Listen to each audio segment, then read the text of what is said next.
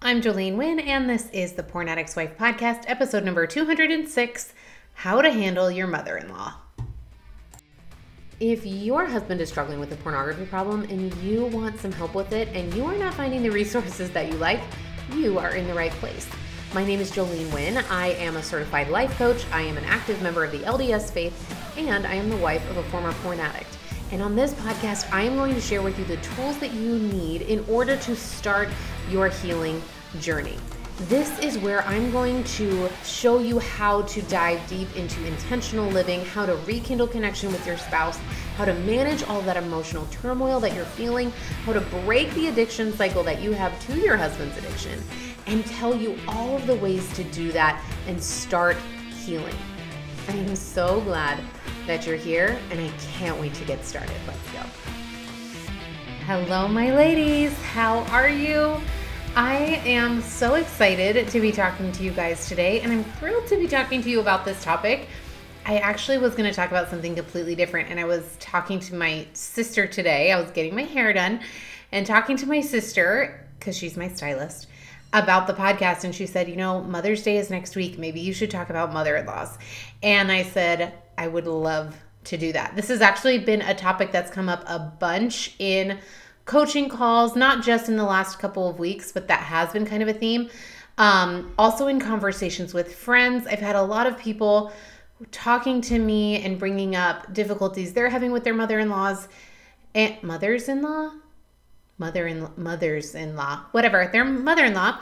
And I wanted to address this here. And if you don't have a mother-in-law or you have no problems with your mother-in-law, any difficult person in your life, the things that I'm going to talk about today will help you navigate the relationship that you have with them. So I'm super excited to dive into this today. And I wanted to announce something real quick first, which is that I am going to be opening up the ability to sign up for my in-person retreat very soon. Okay. I host an in-person retreat every single year, and it is the most amazing thing. And this will be in October. Okay. It's going to be at the beach in North Carolina, and I would love to see you there. These are very limited spots. It has sold out every single year. So the way to be the first to know about this is to go get on my email list. If you go to jolenewynn.com, you'll be able to get on my email list to sign up so that you can be the first to know all the details, the dates, the places, everything that you need to know, the cost, and be the first to sign up. It does start initially when I open it up. It always opens up to clients first, and then it opens up to non-clients afterwards. So you do not have to be a client in order to come. I would love to see you there. But if you are a client, you will get first dibs. So if you know you want to come and you're not sure you're going to get a spot, then sign up to be a client and you will get a spot. You'll be able to have first dibs on joining. So again, go to my website, jolenewynn.com, sign up for my email list, and I will send you all the details. All right, ladies, let's talk about how to handle your mother-in-law. Like I said, this has come up in so many conversations. And again, apply this to any person in your life, any relationship that you're struggling with right now. Okay. So there can be a lot of thoughts about mother-in-laws around Mother's Day or any time of the year. So with Mother's Day coming up, I decided let's go ahead and look at them. Probably the number one thing that I have coached my clients on surrounding their mother-in-laws is blame.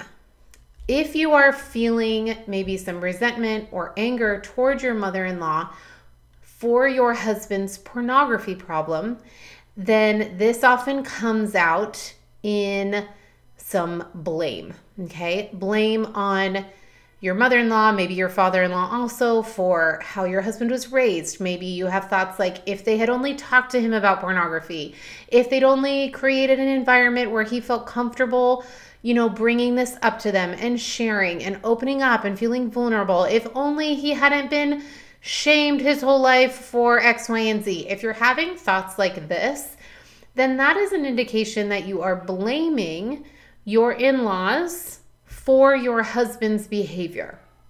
Okay? I've coached so many women on this, and I just want to offer that is misplaced blame. It's misplaced responsibility. Okay? Your husband's parents are not at fault for your husband's choices. Now, one of the reasons, I am not excusing, and I don't know everybody's circumstances and how your husband grew up, and maybe your in-laws are terrible people. Okay, sure, totally. But I'm not saying that there aren't things they could have done better. What I am saying is that your husband is fully responsible for his own decisions. Okay?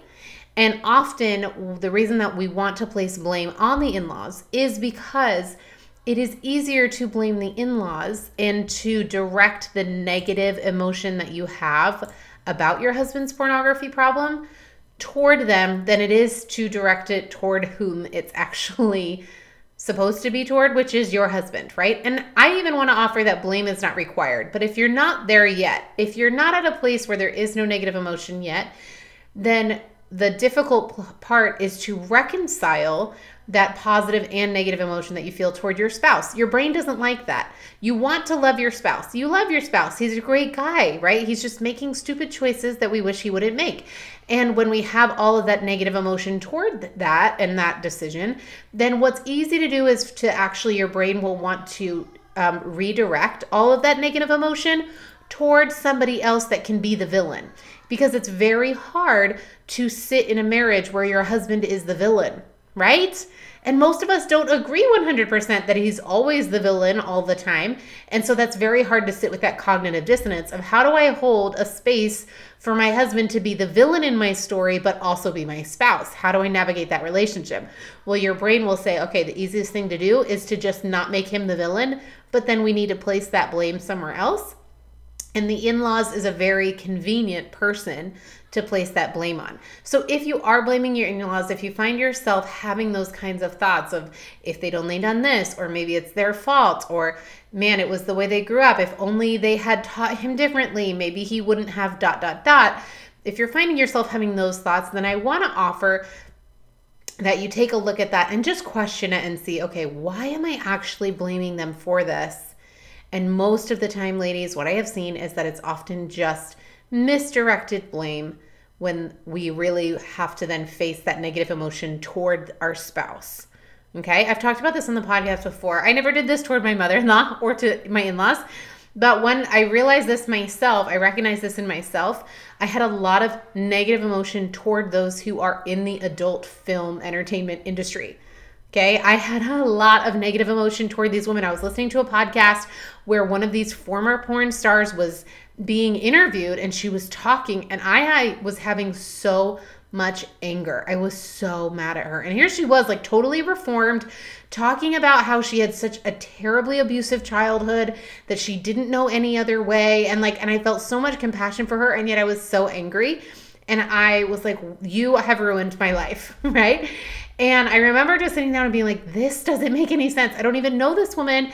And I have so much compassion for her logically, but emotionally I'm feeling so much anger toward her. And this is when I finally looked inward and I was like, oh, okay, I see what this is.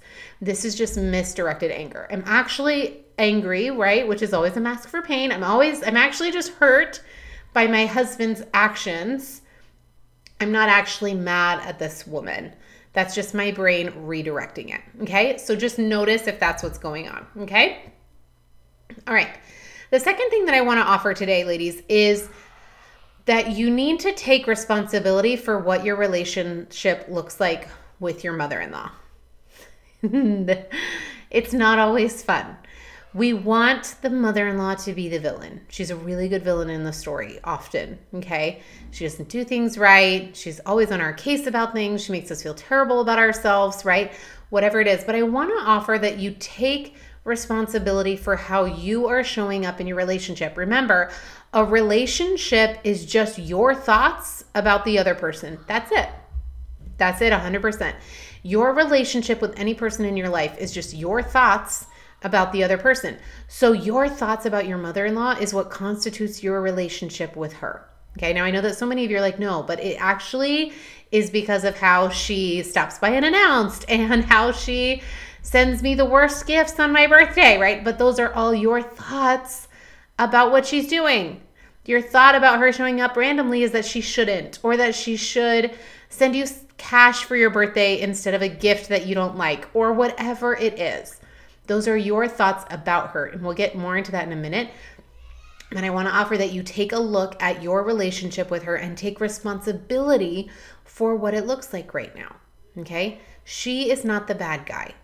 Our brain likes bad guys because then it's not our fault and then we just get to be the victim. However, then we also can't control anything and we can't change anything, and we just have to have things be as they are. And that's what makes us very bitter and resentful. This came up a ton in the Healing Resentment Masterclass that I just did. But this is why this happens, is when we are in victim mentality, that is what breeds resentment, because we say, there's nothing I can do, I am stuck and it's not my fault. And when you think I'm stuck and it's not my fault, then you get very bitter, get very defensive, and then we're on opposing sides.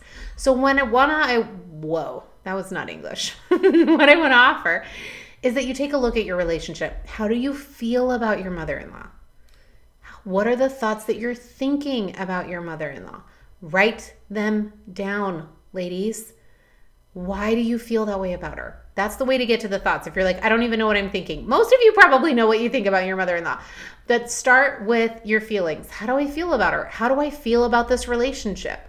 And is that how I want to feel? Because ladies, this woman isn't going anywhere. I'm going to talk about that in a minute. But this relationship, it's not like a neighbor that then you move and that neighbor is gone. This woman is in your life, okay? So is the relationship how you feel about her right now? Is that how you want to feel? Do you always want to feel tense? Do you always want to feel stressed? Do you always want to feel insecure? Do you always want to feel however you feel when she's around, okay? And if not, then let's look at why it's happening, and then we can change it. And one of the biggest reasons why so many women struggle so much with their mother-in-law is because it brings up so much of your own insecurities, whether that's physical, whether that's relational, whether that's your insecurities as a parent, whatever it is. And so that's one of the things that I want to offer that you take a look at. Why are you offended when your mother-in-law, and this is where you can look at it. Are you offended by things that she does? Are you offended when she comes to your house and cleans the kitchen? Right?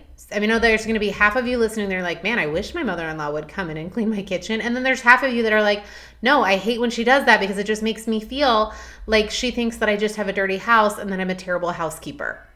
Right? Whatever you are insecure about, whatever your personal insecurities are, often that's why we get offended or defensive around our mother-in-law. Maybe that's the thing that's bringing them to the surface. And again, that's not her fault, ladies. That's our work to do. In the same way that your husband's pornography problem brings up your own stuff, your mother-in-law or whatever difficult person in your life brings up your stuff. Does this make sense? You guys with me? Maybe it's your insecurities as a parent. Maybe you're not totally secure in how you discipline. And then she comes around and your kids act however kids act when people come over, which is not how they normally act and behave, and you get really flustered and you get really embarrassed, and then you're like, I just know she's judging me, right? Does that sound familiar? Then I want to offer that you actually take a look at that. What am I afraid she's judging me for, and why would I be afraid that she's doing that? Notice also that you're just judging her in advance.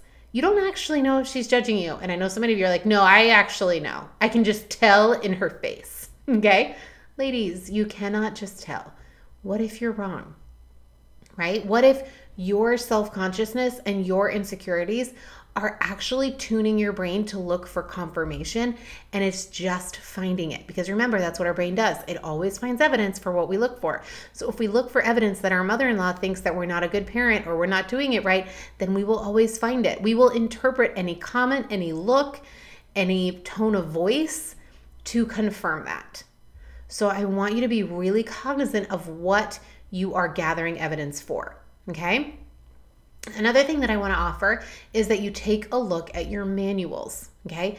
Think of, again, just like any manual that you get or you used to get. Now they're all digital, okay? But like when you used to buy a vacuum, it came with like a little paper pamphlet and it would show you how to use your vacuum and all the buttons and how things work, and it was called a manual, like an operating manual. Each one of us has a subconscious operating manual for ourselves and the people in our lives and for the roles that they take. So often the reason that we struggle with people in our lives, if you're struggling with your mother-in-law, is often because You have a manual or a list of subconscious expectations of how she should show up as a mom and as a grandma and as a mother-in-law. Okay? She should send presents to the kids for their birthday every year. She should tell me she loves me every time we are on the phone. She should call X number of times a week. She should visit X number of times a year, or she should live X number of miles away. Okay? Everybody has different thoughts or expectations of the shoulds and shouldn'ts. And that's really where you're going to get down to, what do I think she should do and shouldn't do? I think she should say thank you every time she visits. I think she should not try and take all of the time that my husband has when he's home when she's visiting. I think she should not ...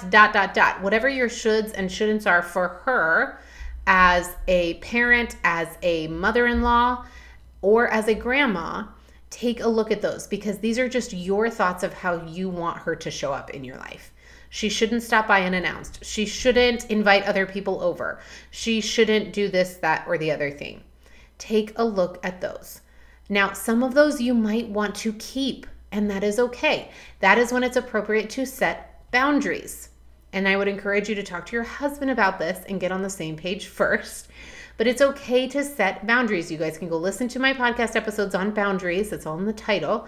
Okay, and how to set boundaries. I have a masterclass. You can buy an online course called How to Set Boundaries, and you can go buy that and watch it and take it. Okay, if you don't know how to do this the right way, which most people don't, but you can do that. You can decide, hey, I actually am okay with the shoulds and the shouldn'ts here, but I want to make sure that I enforce them in a loving way for my family so that I don't just expect her subconsciously to know what my boundaries are, and then she violates them, and then I get all bitter and angry about it and harbor resentment for her for the next 4 decades. Okay? If she doesn't know, or you haven't communicated that with her, and then you aren't backing yourself up and confirming or backing up your own boundaries, that's not on her, ladies. That's on you. Okay? So decide, look at what's coming up subconsciously with the shoulds and shouldn'ts, and then decide on purpose which one to keep. Okay? Here's the other thing I want to offer. Labeling is not helpful. Okay? In the realm of our generation, where we are consuming self-help to degrees we have never before seen, it is so common and so tempting to want to label everyone and everything. She's narcissistic. He's narcissistic. They're avoidant attachment style. They are manipulating by gaslighting. Like, all of these very therapy psychological labels are not helpful. And here is why. It puts people in a box. And again, your confirmation bias is going to go to work. Your reticular activating system in your brain is going to go to work to find evidence to prove that it's true. If you come at your mother-in-law and say she's narcissistic and manipulative, then when you label her as such, you will only see her in that light. Now, am I saying that she's not either of those things? Not necessarily, but does labeling her help you at all? Usually not. All it does is feel very validating to your story, and then it makes it seem like you are just going to keep confirming that with your confirmation bias.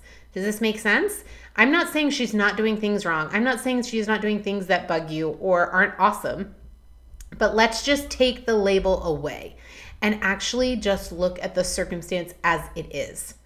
Does that make sense? We don't need to label how she talks to you as gaslighting. We can just, as a circumstance, say, she said this.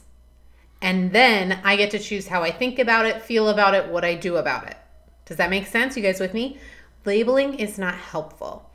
The other thing is kind of an attachment to this, and I want to do a whole podcast episode just on this, is that toxic people don't exist. Okay. I know there's going to be a whole bunch of you that are just like so mad that I just said that. Okay, I'm going to say it again. You ready? Toxic people do not exist. Here's how we know this. Because if people were just toxic, everyone would avoid them. Does this make sense? Like, if there was, like, think of like toxic waste. There are certain chemicals in our world that are toxic, and we have to handle them in a certain way. We have to wear suits, we have to wear gloves, you have to wear goggles, you have to dispose of them in a certain way. People are not toxic. There is not like one person who is just born genetically toxic. Now, are there people who bring up your stuff? Yes. Are there people who are not people you want to be around? Yes. But again, if we label someone as toxic, then everything they do is going to be seen in that vein. And I would honestly say that there are not that many people in the world, probably no people in this world that are truly toxic to everyone. Because there are some people who, even if you think they're toxic, someone else thinks they're lovely. Okay? So I just want to offer that we start questioning this. If you think your mother-in-law is toxic, if her behavior is toxic, if her relationship with your husband is toxic, this is not a helpful way to be thinking and addressing these relationships. All it does is just breed more bitterness, more resentment. Again, it doesn't mean you have to like her behavior or approve of her behavior or keep that behavior in your life. But I want to offer that we reframe how we think about it and allow it to be more neutral. Your words matter because the things that you think create how you feel, and what you feel drives all of your behavior. So notice the words that you're using to tell your story. The other thing that I want to offer is that not addressing how you feel about your mother-in-law doesn't help.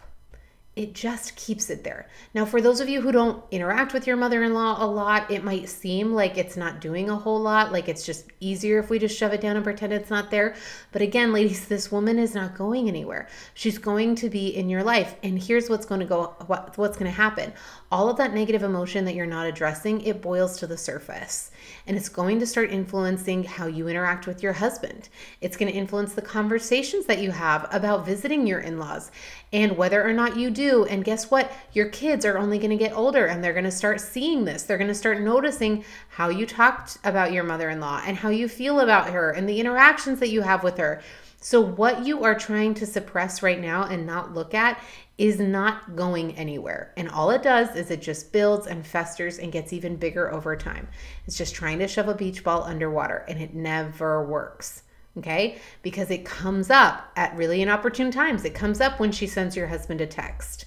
It comes up when she calls and says, hey, can I come visit? It comes up when your husband says, I'd really like to take the kids to go see mom. And all of that comes right back to the surface. Okay? So let's start looking at it on purpose. And here's how we do that. Step number 1, this is the steps, always the same ones, awareness. How do you actually feel? If you actually do what I told you to do earlier in this podcast episode, how do you feel about your mother-in-law? Write it down. Do not censor it. Do not edit it. Just write it down on your phone, on a piece of paper, and actually get it out. Be honest with yourself. How do I honestly feel? And you can notice this if you have specific memories that keep popping up. It's like, yeah, I like really feel really great about her most of the time, but there was this one time that blah, blah, blah. Okay, well, let's look at that one time because it's still there. Okay, if you were actually over it, if you guys go back to last week's podcast episode, I said if you just don't care anymore, go to that one, because if it were true that you didn't care anymore, because that's the biggest lie we tell ourselves, it's like, no, it's totally fine, I'm over it, water under the bridge. If it were actually water under the bridge and you didn't care about it, you wouldn't have to think about it. You wouldn't be thinking about it. It wouldn't still come up. Okay, so let's become aware of the things that we are resisting. Okay, and let's just let them come up. It's not a problem.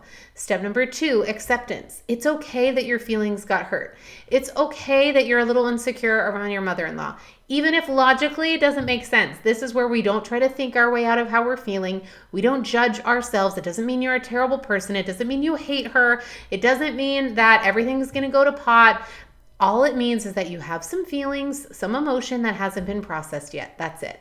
So we just need to accept that, and then we can go to step number 3, which is process the emotion, which if you aren't working with me, you don't know how to do correctly. Okay? Come work with me and I will show you how to do this. This is where you learn the skill of actually processing that negative emotion so you stop carrying it around. So it stops coming up every time she texts or calls or visits. It leaves. It goes away. This is how you let go of all of that emotional baggage from that one random memory or from the past 27 years, okay? Step number 4, you get to choose a new thought. Okay, again, this woman isn't going anywhere, ladies. And I don't want to offer, like, you don't have to swing from sinner to saint, okay? This is often what we think. We think, okay, well, if I'm going to have to retrain my brain, it's like, okay, well, you're telling me that how I think about her is wrong or bad.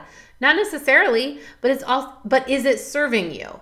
Is thinking that this woman is of the devil serving you? Is thinking that she's out to get you or hates your guts or thinks that you're a terrible mom, is that serving you? And if not, let's retrain your brain. Let's choose a new thought. And it doesn't have to be the exact opposite. You don't have to go from, I think my mother-in-law hates me, to my mother-in-law loves me so more than she loves her son. Okay? You don't have to swing from one to the other. What I want to offer is that you can get to just a neutral place. We can just get to a place where she doesn't bring up negative emotion. We can go from, I think she hates my guts, to she is my mother-in-law. Period. You guys with me? You can even make it more neutral. She is the mother of my husband. Period. Right? You don't have to swing from one spectrum to the other. We can do ladder thoughts. This is a concept that I teach in my program. It's a tool that you can use to help shift to a new thought that you actually believe. And then step number 5 is retrain your brain. Okay, because again, your brain likes to do the least amount of work, which is why it's so helpful to have a coach, because we have 60,000 thoughts a day. All right, most of those we are not aware of. And if you are not consciously working on your brain and aware of what's going on, then your brain's just going to slip back into the same thoughts and patterns it had before, because that's the easiest thing to do. So it's going to want to keep going back to those same thoughts that you had about your mother-in-law before. And here's the thing, it has a lot of evidence to back it up. It's got however long you've been in this family to back up however it is that you feel about her. So this is why it's so important, if you're really committed to doing this, you have to actively retrain your brain. Notice when your thoughts bringing up old patterns. Notice when there's some emotion that still needs to be processed. Look at where it's still connected subconsciously, and then actively retrain your brain to create new neural pathways so that you stop creating more emotional baggage. We let that go, and you actually create a different result in your life. You actually change how you believe, what you believe about her and your relationship. Okay? And here's my last thought for you, ladies. You ready?